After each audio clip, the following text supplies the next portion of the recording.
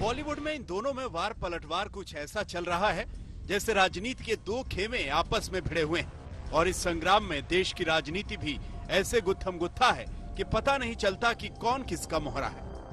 तेवरों वाली कंगना रनौत ने प्रधानमंत्री नरेंद्र मोदी के जन्म दिवस पर बधाई दी। माननीय प्रधानमंत्री जी, आपको जन्म दिवस की बहुत बहुत बधाई। तो लगे हाथ विरोधियों पर निशाना भी साध गयी।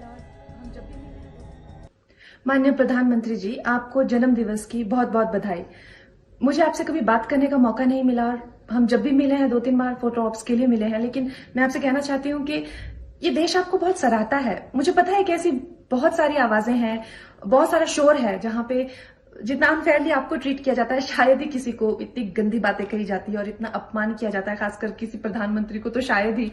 मगर आप जानते हैं कि वो बहुत कम लोग हैं, वो सिर्फ एक प्रोपेगेंडा है।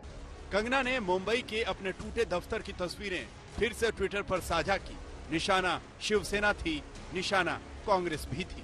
कंगना ने अपने टूटे दफ्तर की तस्वीरों पर कांग्रेस को टैग करते हुए लिखा, ये बलात्कार है मेरे सपनों का, मेरे हौसलों का, मेरे आत्मसम्मान का और मेरे भविष्य का।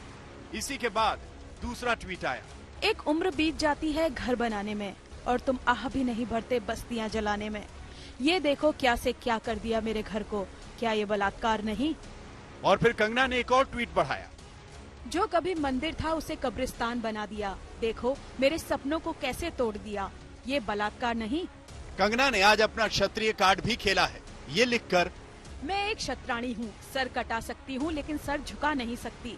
राष्ट्र के सम्मान के लिए हमेशा आवाज बुलंद करती रहूंगी।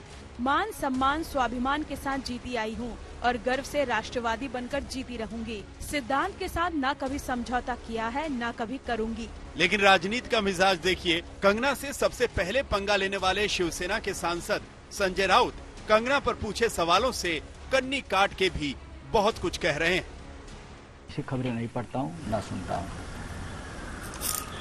सब ये कह रहे हैं, हमेशा गांधी जी का जो विचार है, न बुरा देखना है, न बुरा सुनना है, न बुरा बोलना है। अगर कोई इस बारे में बोलता होगा तो ये उनका संस्कार हो सकता है। इधर कंगना के तीखे तेवरों से सुर्खियों में आए सुशांत केस में बॉलीवुड के ड्रग कनेक्शन की राजनीति भी गरमाई हुई है। संसद में रवि किशन और जया प्रदा आमने सामने खड़े दिखे तो संसद के बाहर भी मामला थमा नहीं है। अभिनेत्री दिया मिर्जा ने कहा, जया जी बिल्कुल सही हैं। मैं इस बात को लेकर आभारी हूँ कि उन्होंने हमारी इंडस्ट्री को लेकर बात की। हम हमेशा सामाजिक उत्थान और सामाजिक भलाई में योगदान देने के लिए कमिटेड रहते हैं। इंडस्ट्री सरकार की भी हमेशा मदद करती है। हमारी फिल्म इंडस्ट्री के साथ इस तरह तिरस्कार करना अन्यायपूर्ण और निंदनीय है।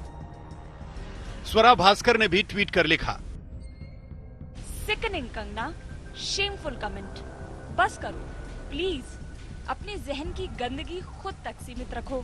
गाली देनी है तो मुझे दो, मैं तुम्हारी बकवासें खुशी खुशी सुनूंगी और ये कीचड़ कुश्ती लड़ूंगी तुम्हारे साथ। बड़ों की इज्जत भारतीय संस्कृति का पहला सबक है और तुम तो कथित राष्ट्रवादी हो।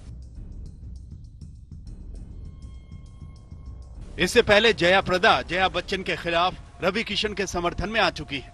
आज तक ब्यूरो।